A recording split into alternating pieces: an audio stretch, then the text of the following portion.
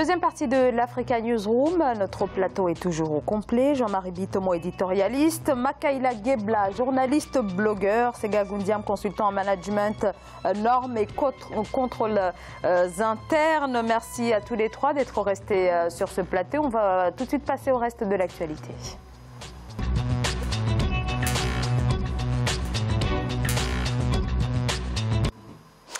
En Côte d'Ivoire, le président Alassane Ouattara sera-t-il candidat à sa propre succession? La question d'un possible troisième mandat du chef de l'État sortant agite la scène politique ivoirienne depuis plusieurs mois. Une question abordée également samedi lors du premier congrès du RHDP. L'événement était organisé au stade Félix Houphouët-Boigny d'Abidjan devant près de 100 000 personnes. Voyez ce reportage d'Olivier Conan. Discours très attendu du président Alassane Ouattara au premier congrès ordinaire du RHDP, Rassemblement des oufouettistes pour la démocratie et la paix. Le chef de l'État a saisi l'occasion pour réaffirmer la nécessité de l'union de tous ceux qui se réclament à Houphouët-Boigny, le premier président de la Côte d'Ivoire. C'est la solution pour ne plus revivre les crises du passé. Le président Houphouët nous a montré le chemin par sa vision. C'est grâce à lui que la Côte d'Ivoire a été en paix. Et dès qu'il est parti, la Côte d'Ivoire est tombée dans les palabres. Des palabres qui ont conduit à des boycotts d'élections, ensuite à des coups d'État, ensuite à des rébellions et ainsi de suite à une crise post-électorale. Aujourd'hui, cette période est finie. Le président Alassane Ouattara a rendu hommage à ses compagnons et aux partis qui composent le RHDP. Pour lui, si les oufouettistes sont unis, ils dirigeront la Côte d'Ivoire pendant des décennies. Et grâce à vous les militants, le RHDP gagnera en 2020. Est-ce que je peux vous faire confiance? Je peux vous faire confiance pour que le RHDP gagne.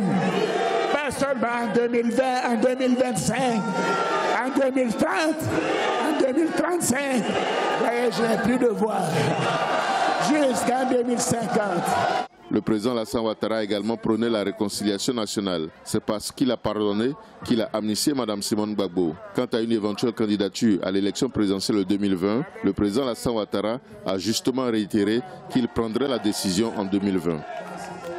Alors effectivement, le président Alassane Ouattara n'a pas fermé la porte à une troisième candidature. Énormément d'interrogations également du côté d'autres candidats. Henri Konan Bédié, candidature possible, je précise. Henri Konan Bédié, interrogation également concernant Laurent Gbagbo, bien sûr, avec cette libération qui s'annonce peut-être dans quelques jours. Alors, aucune réponse des trois candidats, bien évidemment, mais ce qui est certain, c'est qu'on est là face à trois candidats qui ont un poids politique énorme encore en Côte d'Ivoire.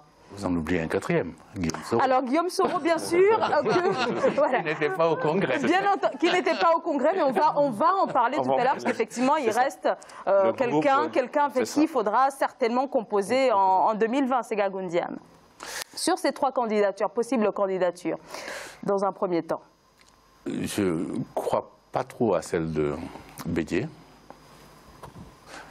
Par rapport à l'âge, par contre, il va tout faire pour mettre en place une coalition qui puisse s'opposer au RHDP.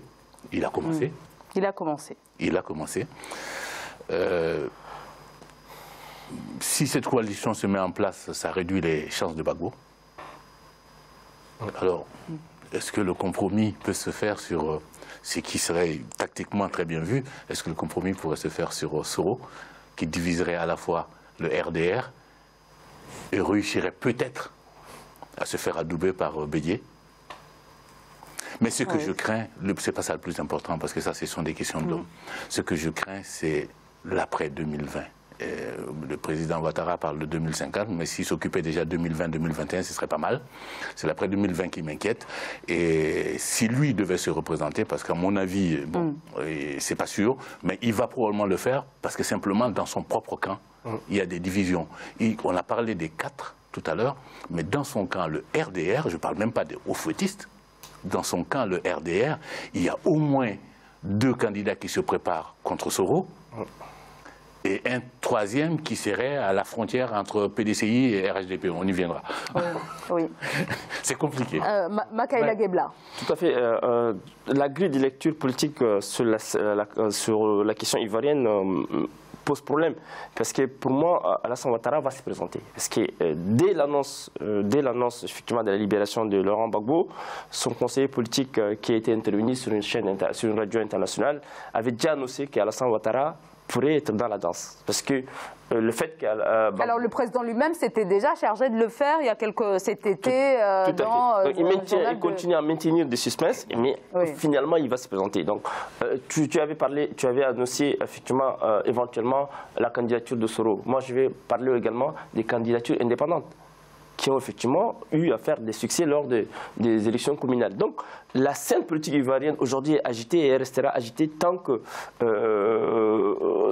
au regard de ce qui va se passer aussi à l'Aïe, il faut aussi surveiller ce qui va se passer à la décision de l'Aïe. Donc, si Laurent Gbagbo arrivait à être libéré, on va encore avoir plus effectivement de complexité pour analyser avec beaucoup d'objectivité l'élection présidentielle ivoirienne. Donc, en tout cas, moi, pour le moment, je suis vraiment assez partagé et je suis de près ce qui va se passer à Abidjan. Néanmoins, est-ce que la libération possible de Laurent Gbagbo pourrait participer à éclaircir un petit peu les choses? Et on voit que les alliances sont en train de s'affiner petit à petit, mais est-ce que là, notamment autour de Guillaume Soro, est-ce que les choses pourraient s'éclaircir? Les alliances s'affinent, je suis d'accord avec ce que mes co-débatteurs ont dit, mais il y a, de mon point de vue, c'est-à-dire la scène politique, si vous voulez, ivoirienne, n'oubliez pas une chose. Quand vous me parlez, si vous me placez le FPI de très très loin, il ne faut pas oublier que depuis l'histoire de l'ALA, vous avez pratiquement, c'est-à-dire, nous sommes sur une instabilité potentielle qui peut revenir en Côte d'Ivoire en tant que telle, grâce, si vous voulez, au cas de Gbagbo. Tout simplement pourquoi? Parce que les Ivoiriens s'aperçoivent, moi j'ai lu ici et là, c'est que il y a des pressions pour que Gbagbo soit maintenu, comment dirais-je, à la haie en tant que tel. Donc vous avez une bonne partie de la population ivoirienne qui attend, si vous voulez, Gbagbo comme étant un sauveur. Gbagbo, si vous voulez, quand on parle d'histoire politique de ce pays-là, vous m'avez parlé des candidats, mais il faut quand même regarder l'histoire en tant que telle. Les Ivoiriens ne sont pas idiots. Les Ivoiriens savent, c'est-à-dire quel est le parcours de Gbagbo, c'est-à-dire comparé à tous les autres candidats dont nous parlons ici. Là. Donc n'oubliez pas que la population, de temps en temps, arrêtons de faire, si vous voulez, souvent, comment dirais-je, la politique, c'est-à-dire des réseaux sociaux, c'est pas ça qui compte. Il faut aller beaucoup plus loin et interroger l'histoire. Qu'est-ce qui s'est passé? Donc le cas Gbagbo, c'est une épine de mon point de vue sur toute la classe politique, si vous voulez, ivoirienne aujourd'hui. On verra bien ce que ça donnera. Alors, on ne sait pas ce que ça donnera, mais il faut remarquer que le FPI est éclaté en deux parties.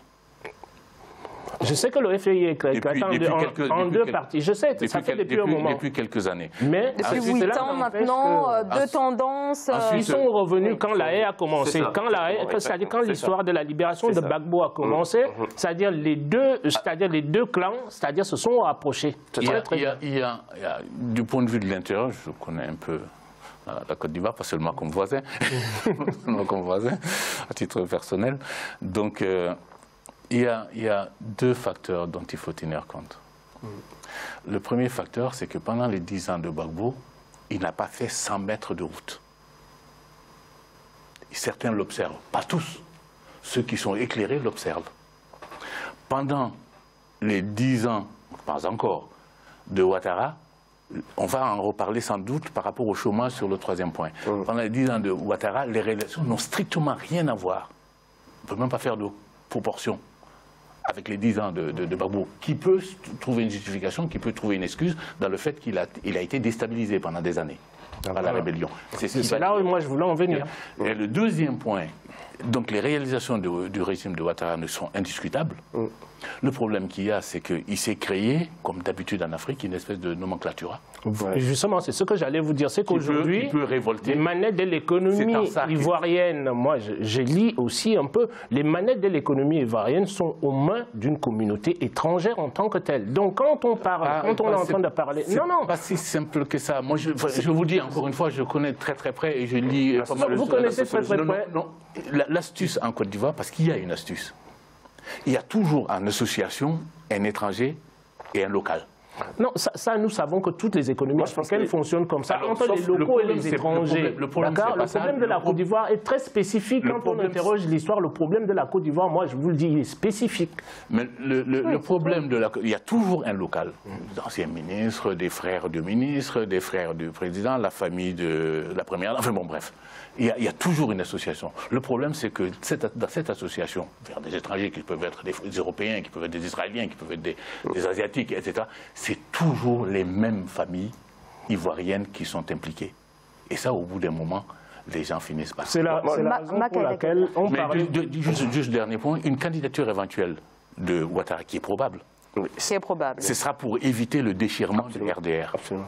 Parce que dans le RDR, il y a deux candidats qui sont dans les starting blocks depuis un moment. C'est Ngonkulou Bali, qui est Premier ministre, et c'est Ahmed Brego. Et il y a un troisième, l'ancien Premier ministre, qui est maintenant vice-président, donc qui constitutionnellement devrait remplacer Ouattara s'il était... comment dire, empêché, oui. Empêché, qui est un ex-PDCI, qui a rejoint. Donc entre ces trois-là, l'arbitre ne peut être que Ouattara. Et donc, je partage un peu son point de vue. L'arbitre ne peut être que Ouattara pour la cohésion effectivement de la Côte d'Ivoire, pour l'unité de la Côte d'Ivoire. Alors la Côte d'Ivoire ou le RDR? Non.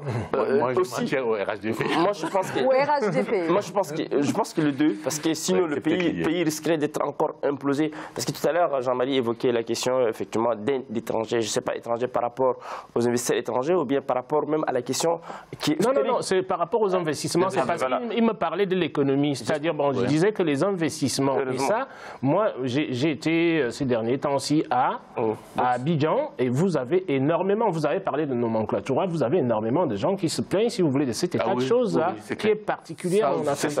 Donc ça, depuis quelques années. Donc c'est une excellente, c'est une très bonne précision, donc du coup, donc on aurait évité. Maintenant, c'est que même la sphère politique ivoirienne aussi est jalonnée de suspense.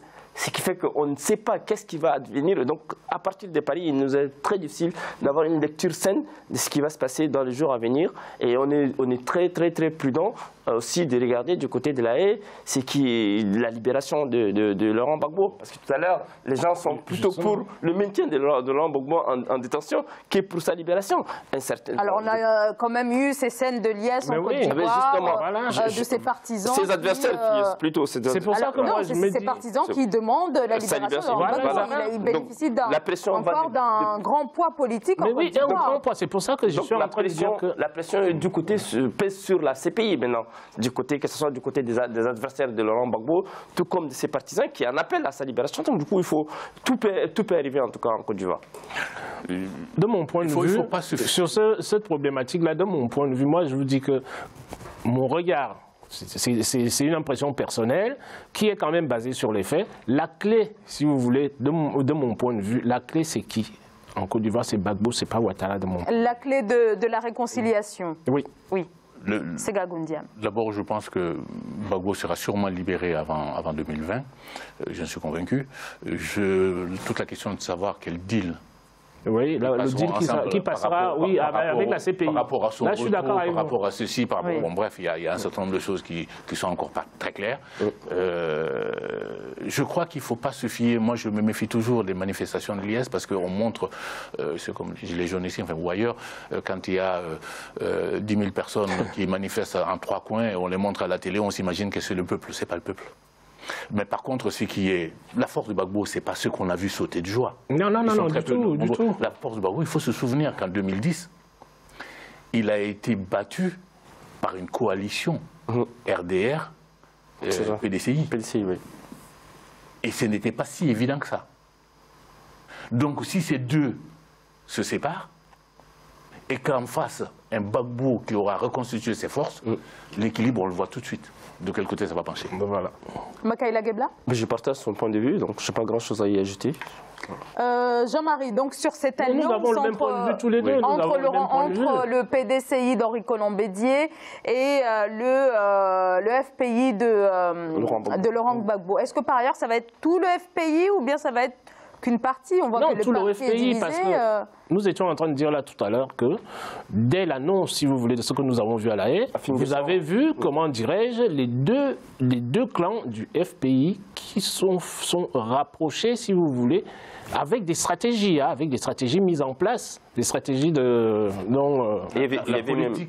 Il y avait même eu une déclaration de Afin-Guessan qui a dit, écoutez, Laurent Gbagbo reste effectivement le fédérateur de ces partis qui est le FPI. Donc je pense qu'ils vont... À l'intérieur, on le reconnaît, à l'intérieur du FPI, Zara, on le reconnaît à l'intérieur du FPI. Voilà, c'est ça, il faudrait peut-être aussi questionner ce positionnement de dernière minute finalement. Ça dépendra du deal concernant la libération de Tout à fait.